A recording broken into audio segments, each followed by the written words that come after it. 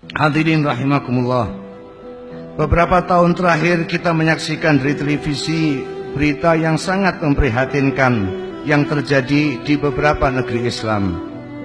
Di saat negara-negara barat yang berpenduduk non-Islam hidup dalam kedamaian dan ketenangan, di negeri yang berpenduduk Muslim, terutama di negara-negara Arab, justru kerap kali diwarnai dengan pertikaian dan peperangan. Irak, Libya, Mesir, Yaman, Syria, dan beberapa negara di benua Afrika nyaris tidak pernah berhenti dalam sengketa dan perang. Puluhan ribu nyawa melayang, jutaan muslim hidup dalam keadaan ketakutan, kelaparan, terusir dari negeri mereka sendiri.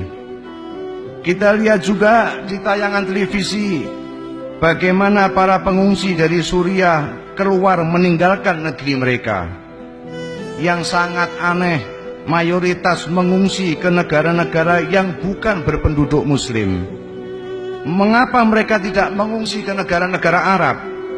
Padahal Saudi Arabia, Yordania, negara-negara teluk seperti Kuwait, Abu Dhabi, Oman, dan lain-lain lebih dekat, sama dalam bahan bangsa, sama bahasanya, sama agamanya. Tetapi mengapa mereka para pengungsi memilih negeri yang jauh, yang berbeda dalam bangsa, berbeda bahasa, berbeda agamanya? Adakah negara Arab sesama muslim yang prihatin dan mau menerima saudara-saudaranya pengungsi ini? Mengapa justru orang kafir yang bersedia menerima pengungsi Syria? Inilah potret dunia Islam secara umum, di mana para penguasanya bertindak dan mengambil kebijakan hanya untuk keselamatan kekuasaannya. Sedang para ulama bukan menyuarakan kebenaran dan mengingatkan, tetapi yang banyak hanya penjilat kepada penguasa. Ayat-ayat Al-Quran dan hadis yang memerintahkan untuk bersatu, bersaudara, saling peduli dengan kondisi muslim yang lain bagai hilang dari otak dan hati mereka. Yang selalu disampaikan hanya mengutip ayat dan hadis untuk membenarkan tindakan mereka, bahkan menghalalkan darah orang lain. Yang seperti ini pernah diingatkan oleh Nabi kita Muhammad SAW. Pada suatu hari Nabi bertemu dengan Sayyidina Umar. Beliau memegang janggut Umar dan berkata, "Wahai Umar, inna lillah wa inna ilaihi raji'un." Dengan penasaran Sayyidina Umar bertanya, "Wahai Rasulullah, demi ayah dan ibuku, mengapa Anda mengucapkan kalimat itu?"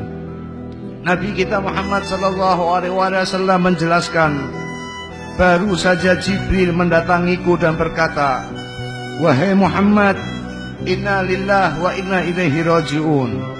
Sesungguhnya umat sesudahmu akan difitnah dengan hal yang sedikit, bukan dengan hal yang banyak.'" Nabi bertanya, "Wahai Jibril, fitnah kesesatan atau fitnah kekafiran?" "Keduanya akan terjadi," kata Jibril. Nabi bertanya lagi, "Bagaimana mereka tersesat dan bisa menjadi kafir padahal aku telah meninggalkan bagi mereka kitab Allah, yakni Al-Quran?"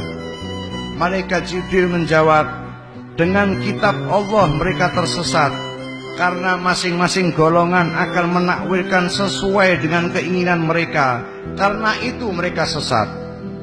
Jadi jangan heran kalau ada seseorang atau ulama yang melakukan tindakan yang barbar, tidak beradab, tidak berperi kemanusiaan, sementara dari lisan mereka keluar ayat-ayat Al-Quran dan hadis Nabi SAW.